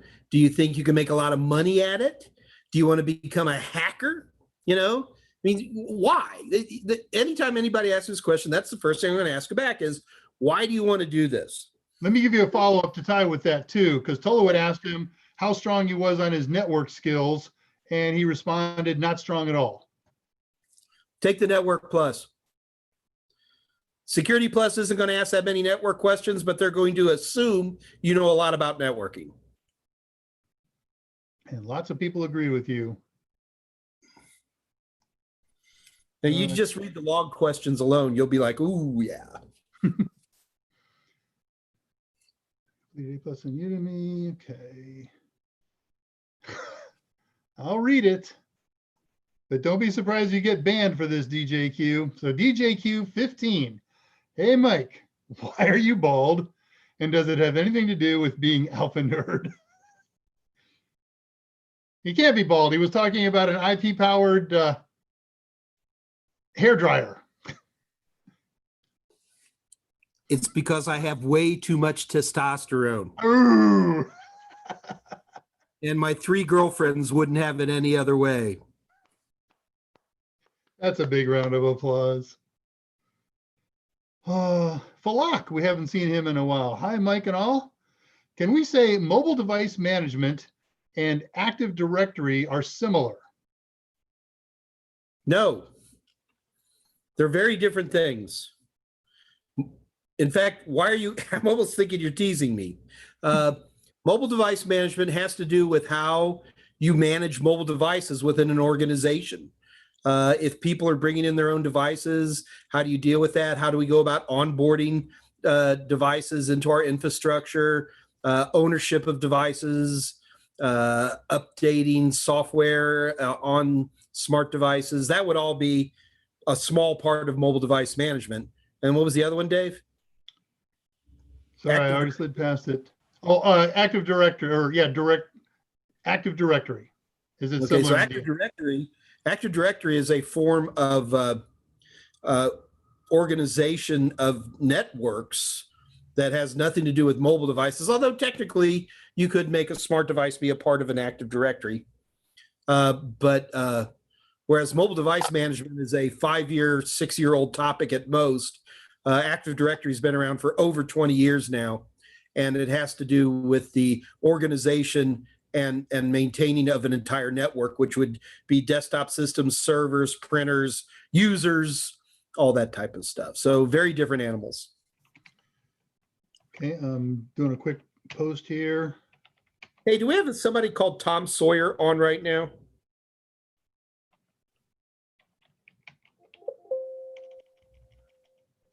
Not happening if I at them.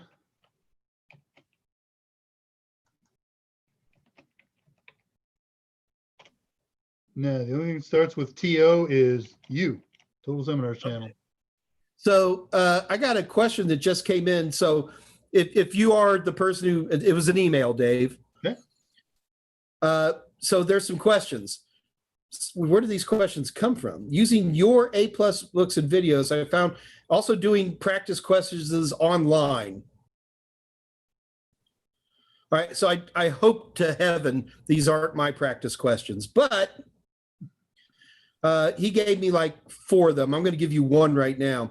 Which of the following server types caches previously visited web pages for faster access in the future? What do you think, Dave? Just on that. Don't make it hard. Yeah, no, there's a question for it. It's a caching server, right? Damn. Oh wait, it's the one that's got the front end, so the load balancers will cache. No, What Dave. you looking for? Okay. I was looking for proxy server. Oh, absolutely. Well, now I'm getting nervous. Well, you got a multiple guess. So the answers are proxy server, web hosting server, DNS server, branch cache server. D is listed as the correct answer. Branch cache server. Is I that don't one recall, of? yeah, I don't is recall that- seeing that in any objective of any of the courses that we write. If I weren't doing this, I'd go do a quick speedy lookup. Maybe Scott or Michael will. Well, it says which of the following server types caches. So I would normally have said web proxy server, but now it's saying server types.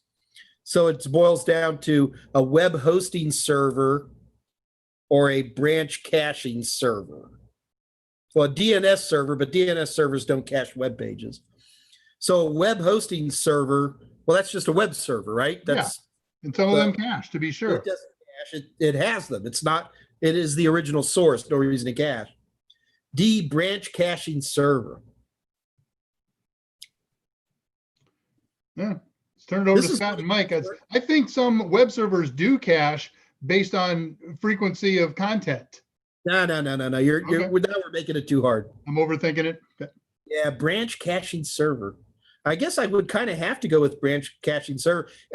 However, Tom, if you're on right now, it is definitely not C, which is DNS server. DNS servers are also, DNS servers in and of themselves do not cache. You can have what's known as a caching DNS server, which acts in between an authoritative DNS server and your system, your personal resolving DNS server could cache, but it wouldn't cache web pages. It would only cache fully qualified domain names to IP addresses. All right. Scott is taking that up as a research project. We'll see if we can get an answer in short order. I'm going to try one more. Okay. And again, I don't recognize these questions. You ready, Dave? Here we go. Fire away. There is a notebook which does not charge for more than 30 minutes and no more than 15%. Which components could cause this problem? Choose 3. Choose 3. Okay. I had 1 in mind. Okay, you ready? Yes, sir. There's 6. Okay. You got to pick 3. A, power inverter. B, AC adapter. C, battery. D, processor. E, VGA card. F, motherboard. So I'm going with the first 3. LCD power inverter, AC adapter, and battery. Oh, LCD power inverter. Okay, so I'm going to dump that one, and I'm going to go with battery, AC power supply, whatever the text of that was. VGA card, those are garbage. Right. The only thing Motherboard's a possibility. Yeah. But even the motherboard, I guess what they'd be trying to say is like on a laptop where you have the pre-charge circuit. Right. So anyway, this particular person says, I think it's B, C, and F, which is what you and I just agreed with him on. Yes. But the correct answer listed is A, B, and C. LCD power inverted, AC adapter, and battery. Nah, you know that when people post these questions of whether they're brain dumps or they're questions that they've gotten from sources like you, that a variety of right answer opinions are posted. And I'm sorry, there is no way that a failed LCD inverter is going to impact the charge capacity of a battery in a notebook. It's not. All right, well, there's a couple more. We might play with them later. How are we doing on time? We have 18 minutes. 19 more minutes. All right. All right. Dr. Quinn is agreeing with you about sugar-free similar objects. And I can always count on Dr. Quinn to agree with you. Falak, your questions make sense. They are not stupid. It's okay. And Scott thinks you might have done a little oversharing. I don't recall which thing, and I didn't feel overshare. Oh, that was love of CompTIA, I think. Okay. I don't care. Yeah. Well, I mean, you're going to have Dr. Stanger with you next Wednesday. Another front on which to attack. I never said I didn't like CompTIA. I said I don't like their training materials for A+ and NetBIOS. Completely understand. LBOE has checked in at 336 with just a high. Thanks, Mike. Hey, LBOE. Better late than ever. LBOE, I was doing some total tester practice test and making some music, so he couldn't make it right away. I missed that when we took attendance. I hadn't noticed that he wasn't here, so I will mark down on the attendance sheet that he was late but did arrive. Tardy. I don't feel tardy. Oh man! Thank you, Van Halen. David Lee Roth strikes AMA. Okay, a lot of commentary, not many questions. Still working my way down. I think we're getting near a pause point. We'll call it an inflection point. I look at these, Tolowit, I look at these AMAs as a free addition to the Total SEM package. Other way around, it's the Total SEM package. Mike is the core. Hey, there we go. Robert Gonzalez, I went through your video course of A+ and just got my first IT job in help desk support. The jobs are out there. That's what he's been telling you. Of course they're out there. Hey, I got new prescription. Here, wait, Dave, yep. I got new prescription sunglasses. Wow, those almost look like aviators. Can I see your driver's license and registration, please? We'll respect your authority. Great to be a Southerner because we can make Southerner jokes. That's right. Yeah, Alice cannot make Southerner jokes. She can make Italian jokes, but she can't make Southern. A new face in the crowd. I play ball 27. Mike, I just finished your Sec Plus course on Udemy.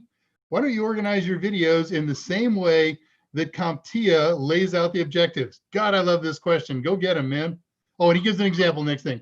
For instance, example 1 of your videos was risk management, and example 1 of CompTIA objective is threats, attacks, and vulnerabilities.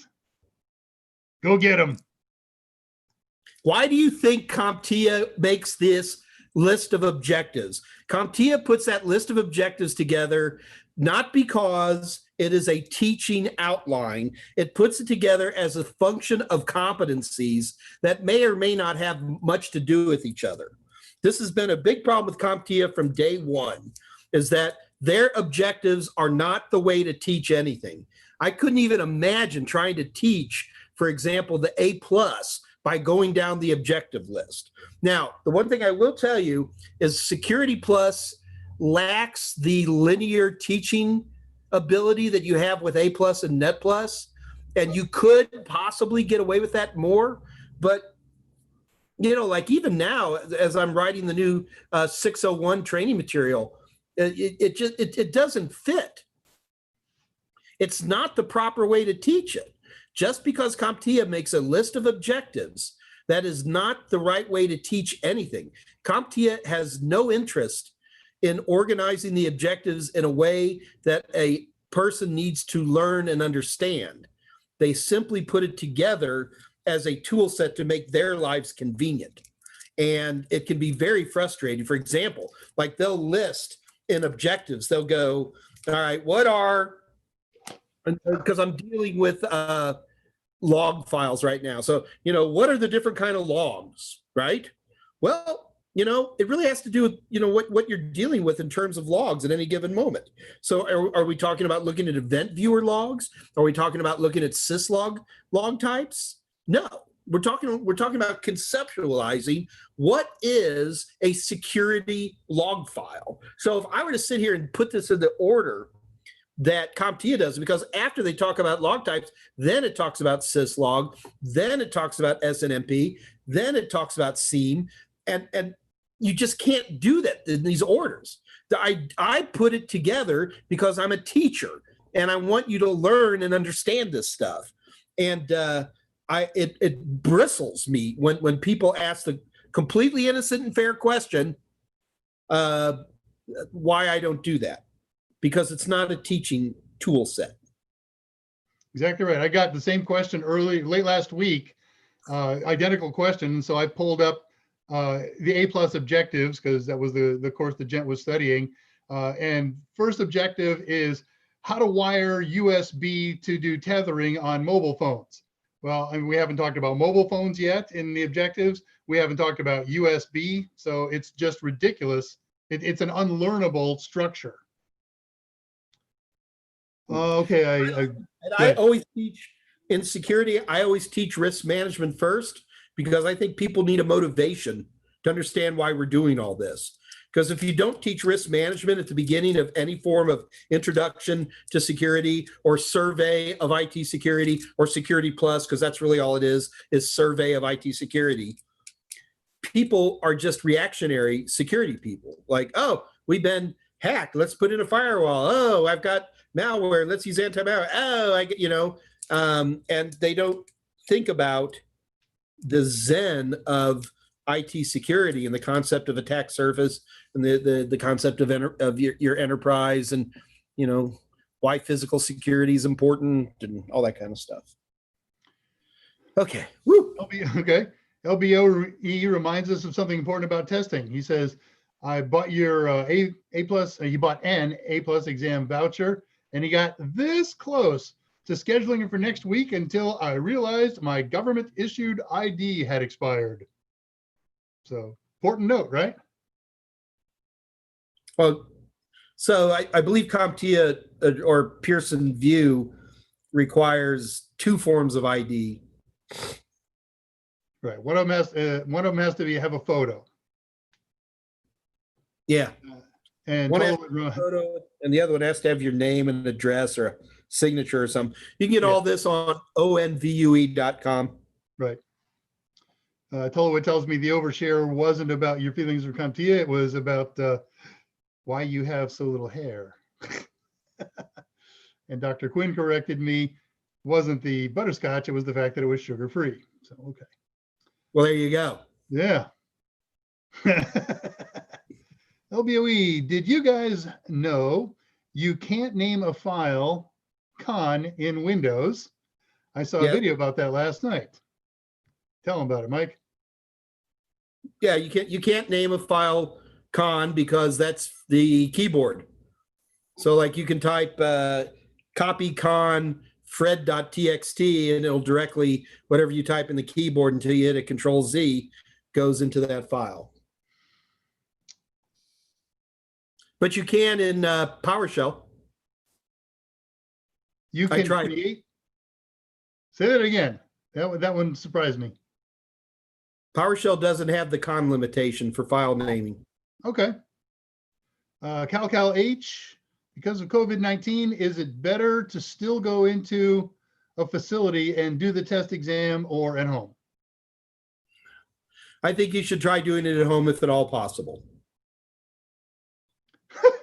I think Uru might have gotten in here late and doesn't know what or where you are. He wants to know, where are the banjos?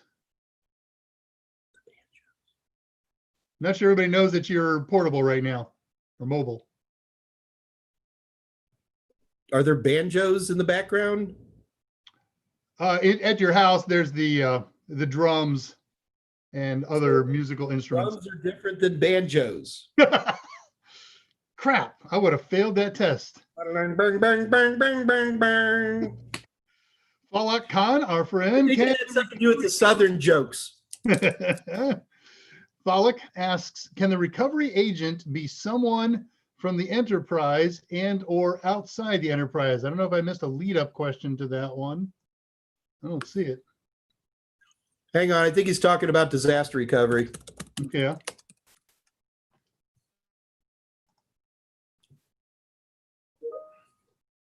Hang on. I'm hanging.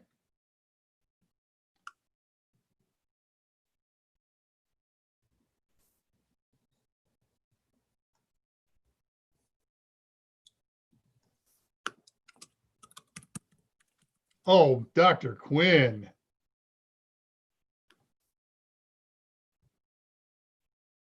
I may or may not read that to him. I will.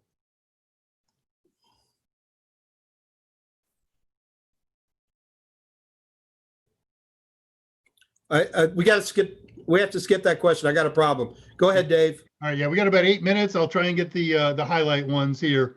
Sorry, go ahead. Okay, Orion, so I'm not going to do that.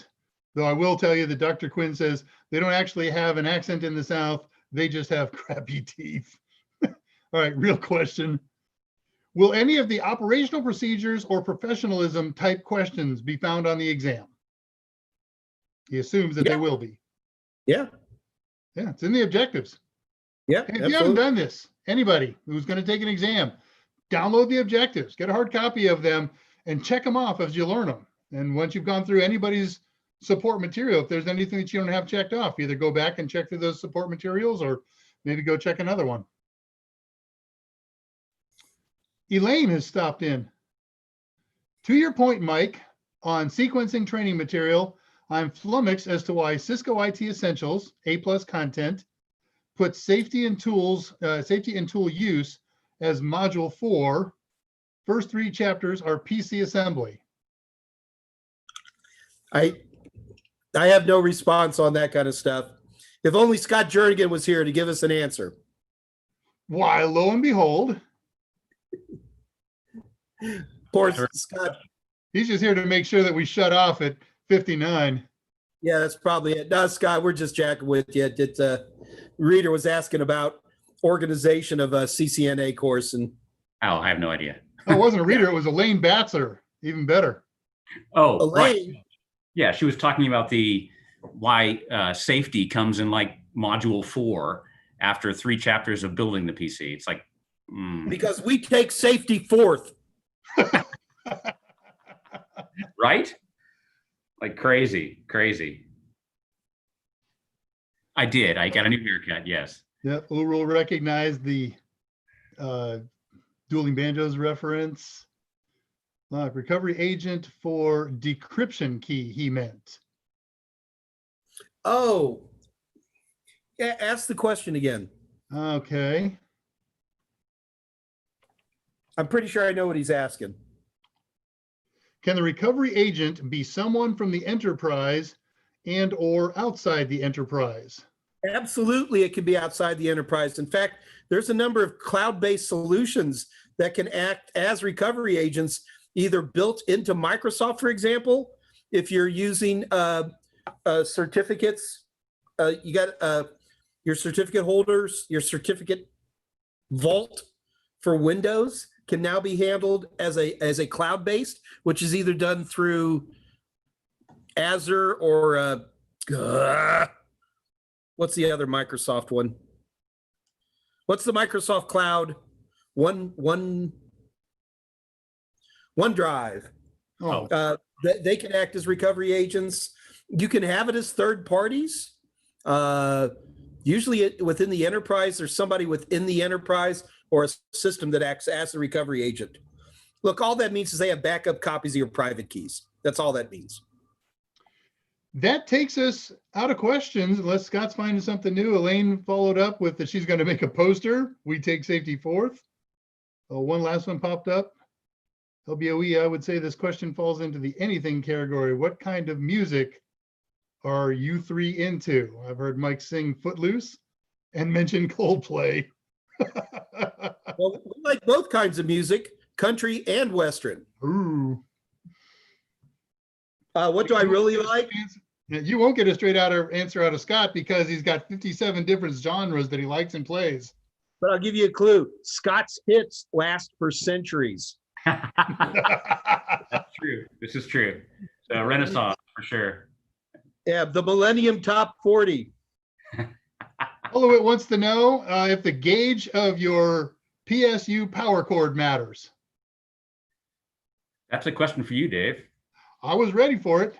Yes. Go If you for have it. a low power, if you've got a low powered system, something that's going to run 400 or 500 watts, these gauges are measured in rated in amps. So if you got a 500 watt computer, that's 5 amps, 14 gauge, even I don't think they make 16 gauge IEC cables, but if they do, 16 would handle it.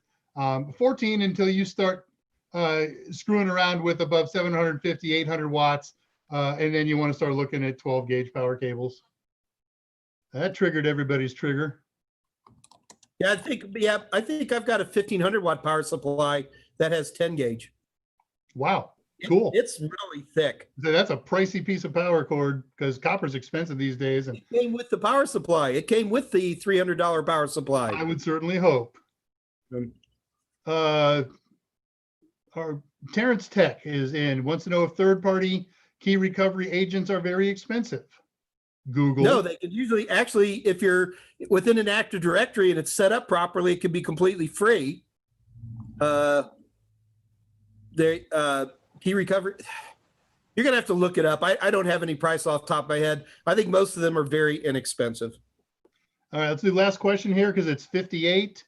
Falk says, problem with objectives is that the scope of them is not clear. When one starts learning about pen testing, it's a huge topic. How much does one need to know for Security Plus is not clear.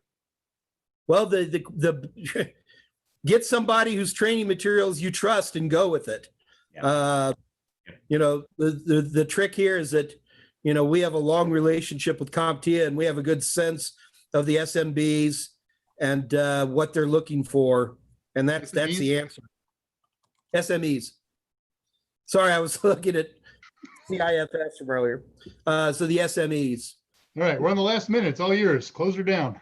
All right, well, that's all I got, guys. Hey, man, thank you so much. I'm going to be remote for all of August. So I'm going to be concentrating, trying to be on Wednesdays, but I may miss some occasional Mondays. The guys are going to be covering it.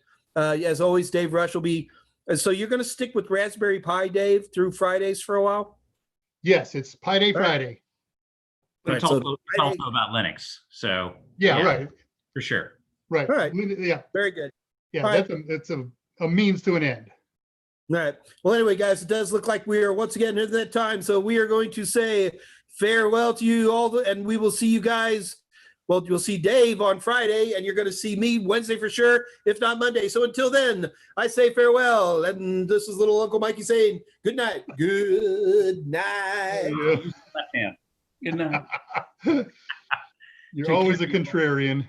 Right.